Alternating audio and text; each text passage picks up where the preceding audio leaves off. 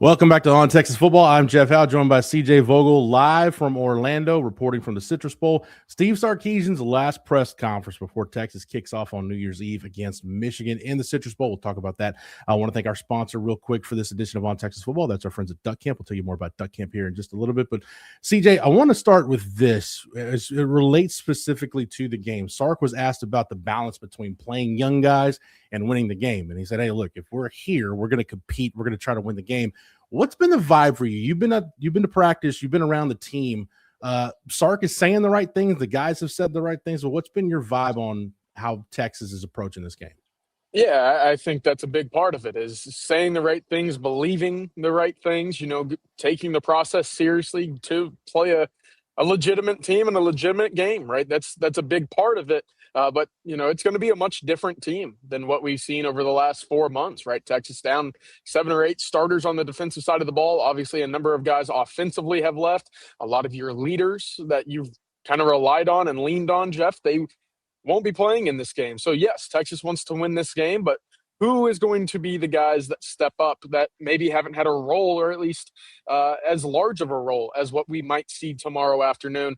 That's going to be a big piece. But, yeah, Sark came out today, said, look, if we're playing a football game, we want to win. And, of course, for Texas, should they win this football game, that would get them to another season of double-digit wins. That's not nothing in today's day and age, but ultimately that is the objective. And, again, they're saying the right things. We'll see what it looks like come kickoff tomorrow.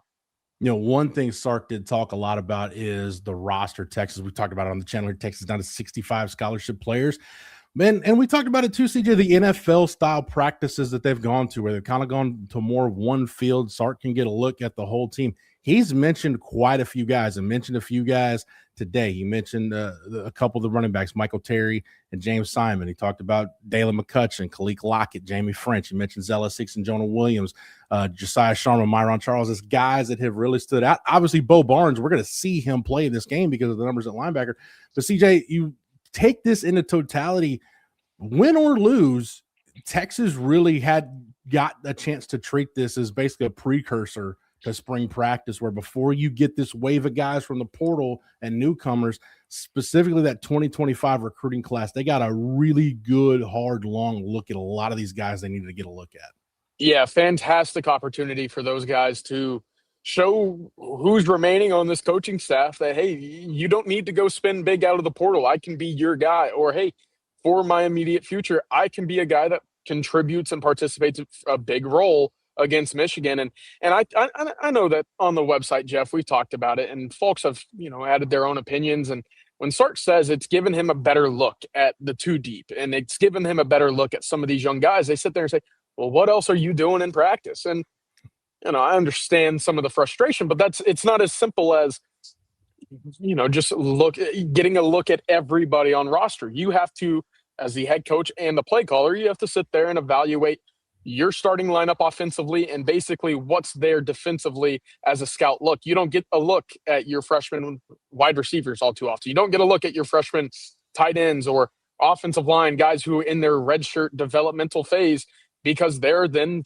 asked to go on the other side of the field and give scout looks for the defense, right? So as Texas has kind of wound down its numbers to what we've mentioned, 65 have made the trip, that gives you an opportunity to go one-on-ones, twos-on-twos in practice, and that's basically your entire team. And so that's one of the messages that Sark was trying to convey, in my opinion, today.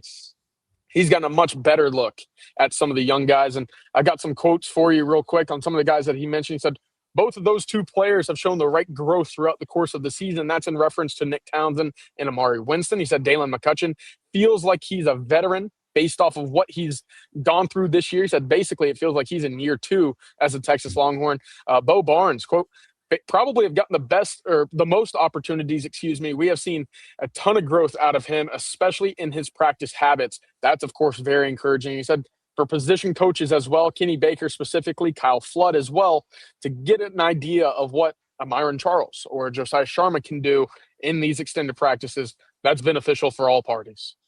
CJ, when we look at the game specifically, and again, I'll just throw this in there. This is for another video here on the channel, but anybody that's wondering, hey, what is Sark doing in practice?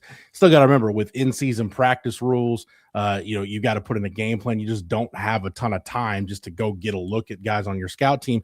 just further proof that college football, Yep. it's a game that's it's going fast, but still a lot of antiquated rules. CJ, when we look at this game from a quarterback standpoint, Bryce Underwood to me is really the wild card, because you look at his true freshman season, as Sark did point out, hey, Arch went through his struggles this year. Arch Manning's in year 3. This is a true freshman trying to figure out on the fly. He's going to have an interim offensive coordinator for this game. We don't really know what Steve Kazula and that Michigan offense are going to look like. You kind of got an idea, but, hey, who knows what they're going to have in their bag of tricks. But, CJ, this is what I look when I see Bryce Underwood. I see a guy with a ton of potential. Like, you see it flash. But going back and looking at some of their games, against Oklahoma, that was game 2, 9 for 24 for 142 yards. Against USC in the middle of the year, 15 for 24 for 207, 2 touchdowns and a pick. Against Ohio State at the end of the regular season, he was not good. 8 for 18 for 63 yards and an interception. 323 yards rushing and 5 touchdowns this year. That's including sack yardage. But CJ, the big thing for me, and this is where this new look Texas defense against Bryce Underwood, how's it going to play out? You look at Bryce Underwood under pressure, according to Pro Football Focus. He's been pressured on 103 of his dropbacks. He's 28 for 61. That's about a 46% completion rate, 362 yards, 1 touchdown, 1 interception, a Pro Football Focus grade of 45.3. That's an NFL passer rating of 63.7. It's not a surprise, CJ, that a young quarterback has been bad when he's been under pressure. But can this remake Texas defense, this new look Texas defense with a lot of pieces missing, can they get pressure? CJ, I think it's going to be up to Johnny Nansen to dial it up. Yeah, I think so. And I'll tell you what, as long as Colin Simmons is on the field, you have the threat of pressure immediately. Now, how much does Michigan shift towards him and address when Colin Simmons is on the field? That's going to be a big key as well. But to your point, I think for Bryce Underwood, much like it is for any starting true freshman quarterback in the college football game, especially at a Big Ten school or an SEC school, it takes a long time to get to where you want to be. And that's been no different, right? They've not asked Underwood to do a whole lot, right? Only 2 or 3 games this year has he thrown for more than 250 yards, and that's New Mexico in the season opener, Northwestern, who fired their coach, and Wisconsin, who probably should have fired their coach. So, when it comes down to playing the big time schools, he's done well keeping the train on the tracks rather than being the conductor and making sure that the speed of the game is ultimately what he dictates. Michigan's going to have a good running attack, and they will be able to run the football on Texas, given that year 3 of your top linebackers won't be playing in this game if you're Texas. So how much do we really see put on the plate to Bryce Underwood? That's going to be a big question. Ultimately, if you're Texas, you have to force Underwood to be the guy that beats you. And if that's the case, things fall into your favor pretty heavily. Yeah, it's the race to see who can make it a drop back game the fastest. Yep. And I will say this, though, Arch against the top 10 teams Texas played this year, against Ohio State, Georgia, Texas A&M, Vanderbilt, and Oklahoma. In those 5 games, he was 104 for 162, 1,094 yards, 7 touchdowns, 2 interceptions, 112 yards rushing, and a touchdown. 97 pressures in those 5 games, CJ, only 6 sacks. So his ability to escape the rush is big. CJ, as crazy as it sounds, you mentioned the Michigan run game, and yeah, I do think they will be able to run the ball because that's who Michigan is. But you look at their backfield, Justice Haynes not in this game. He's opted out. Jordan Marshall, who's closing in on 1,000 yards. He's still, we'll see how he is from that shoulder injury that hampered him at the end of the year. And then Max Bredesen, their tight end, who was basically their fullback, has a foot injury. He won't play in this game. So again, it's not going to be a complete Michigan run game. But CJ, as crazy as it sounds, believe it or not, the unit that has the most pieces from where it was at the end of the regular season is the Texas offensive line. All 5 starters at the end of the regular season are going to play in this game. CJ, that group's going to have a large say in what happens in this game on Wednesday. Yeah, it absolutely will. And I think one of the big questions is, do we see all 5 of those offensive starters play the duration of the game? We have no official word on that. I'm thinking, of course, that they will. Again, haven't heard differently, but we have seen instances in the past where starters have come in, they've kind of gotten their curtain call and they've exited midway through games. And then you get a chance to see a Nate Kibble or a Jackson Christian or a Coleman brother, right? Who knows what ultimately ends up being the case for Texas. But to start, and this is the most important thing for Arch Manning, because if you're going to play behind a bad offensive line, at least it's the bad offensive line that you have familiarity with, right? And so that to me is the biggest key, is he understands at least where pressure will be coming from, given he's played behind the 5 that have been in front of him for the last 2 months of the season.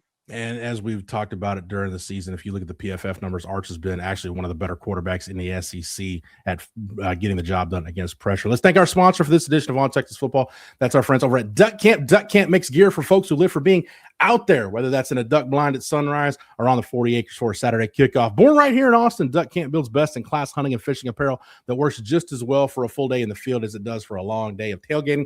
From sun protection shirts that keep you cool during those early season scorchers to their iconic game series hats that feel like instant classics, Duck Camp gear is ready for football season, hunting season, and every season in between. Get out there, stay out there, and hook 'em. Shop Duck Camp at duckcamp.com. And On Texas Football fam, don't forget, use the promo code ONTEXAS25. That's ONTEXAS25 for 25% off of your order at duckcamp.com. CJ, I'll let you get the last word. Anything else from the press conference you want to hit on, or just your final thoughts before Texas and Michigan square off in the Citrus Bowl?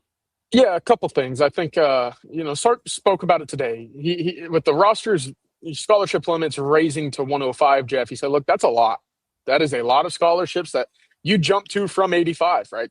20 for folks who, math may not be their strongest suit, but ultimately he said, look, I don't know if we're going to get to 105. He said, if we do, we have to take into consideration our resources, and those are not infinite at the University of Texas, no matter how many people and fans might think otherwise. But he said, look, ultimately it's this. He said, quote, when you go to 105, you don't get more money. You just get a more watered down version. And the version he's speaking about is the roster talent and just kind of how deep it is, given that your money pool stays for the most part the same. And so I think that's going to be really interesting, is how does Texas address the increase in scholarship allowance, basically? Do they go up to 90, 95, 100? Who knows? But he said, look, we have to be smart with it. We have to be judicious. Do they go out and add a couple, walk-on guys to maintain that level of scout team players for the next upcoming season? And additionally, and Jeff, it felt very directed from Steve Sarkisian today.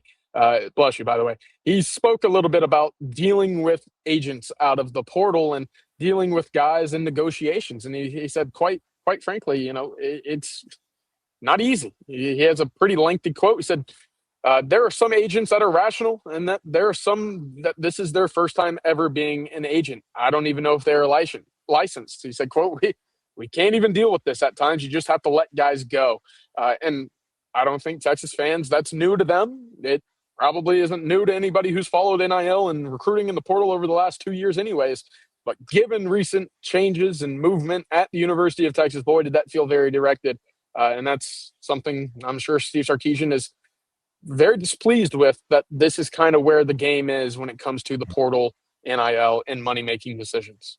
Yeah, he actually ended that with saying he's probably going to be on the phone with an agent today, and they may throw a number out there where he just says, hey, good luck. If you can go get that somewhere, go get it. But if not, come back to us. You're not going to get it at Texas. And again, CJ, just goes to show you, to your point, people might think there's just this infinite pool of money at Texas, but fiscal responsibility is how Sark is approaching this roster. And real quick, CJ, to your point on the 105, we talked about this around signing day. You're going to have guys in your recruiting class. Everybody thinks, hey, rev share, everybody gets paid. Well, you're actually going to have guys that you sign that their rev share is going to be the same rev share, CJ, that you and I get. They may get full cost of attendance and a little stipend, but they're not going to get the rev share. So you've got to be real calculated about how you build these rosters going forward. And that's one of the things I know towards the back end, towards November, December, Texas flipped some kids, right? They added some additions late in the class, and Texas fans and fans everywhere kind of sit there and say, 3 stars. These are the guys you're adding at Texas? And it's, well, you got to think about it like you're talking about, Jeff, from a money's perspective, from a tools perspective. Do you see potential in the kid that may not demand high dollar immediately, that you can kind of sit there and groom over 2 years to, by the time he's a junior or an upperclassman, you can put him on the field and he doesn't look out of place anymore. And, oh, by the way, he's been a cheap option for 1, your scout team, 2, a special teams look, or 3, if he's asked to put on the field, you know that because of the tools that you recruited out of high school, he can step on the field and be a plus piece for you. Oh, while also not breaking the bank. So that's the balance right now. It's finding the instant game-changing 5-star level kids that demand the high money with some of those 3rd, 4th, 5th round picks, as Sarkisian described it to me during his National Signing Day press conference. That's the balance currently, and it will remain the balance until there's new restrictions or rules and regulations put into what is today the ever-changing world of college football. Yep, that bottom third to half of your roster, just like an NFL roster, it's going to churn with younger, cheaper younger, cheaper options that you get, whether it's through the portal or high school recruiting. CJ, real quick, you've had an eventful week down there in Orlando. What's been the highlight for you for bowl week? I can't say it today because it's not out, but the sun, Jeff, it's been 80 degrees for the last couple of days. Jerry and I made the trip to the beach, but no, it's more just, just being around the bowl game. And, there's a lot of fun festivities. I went out to the fun theme park yesterday with all the players and just getting to see them interact with, some of the local youngsters. I think that's really cool. I think that's part of what is lost in the college football playoff. Part of what is lost in the bowl season is, hey, a lot of this is for the kids to come out here, have fun in a new environment, and be rewarded for a season in which 9 wins isn't nothing. I know it fell short of expectations, but this is something that I think is really cool to see players outside of just a helmet on reporting to practice. Getting to see them kind of kick back and be themselves is always fun for me. Yeah, I know I bag on the Alamo Bowl, but Orlando really seems like what San Antonio does with the Alamo Bowl. It's cool how that Colt community really embraces both teams, embraces the games, and props this game up as one of the big events on their sports calendar. CJ, thank you for the knowledge and expertise as always. CJ will be around for the rest of Tuesday and Wednesday on game day live from the Citrus Bowl, where Texas takes on Michigan in the Cheez-It Citrus Bowl. Thank you to Matthew behind the scenes for producing it. Thank you to our friends at Duck Camp for sponsoring it. If you're not a member over at ontexasfootball.com, you can get over to the site right now and sign up using the promo code OTFOG, and that'll get you 1 year of access at ontexasfootball.com for just $39.95. Make sure that you like this video and that you're subscribed to the On Texas Football YouTube channel. That way, whether it's here on the channel or on the site, you're not missing any of our Longhorn coverage all year round. For CJ, for Matthew, for the entire On Texas Football staff, I'm Jeff Howe. Thank you so much for watching and listening, and until next time, hook 'em. Welcome.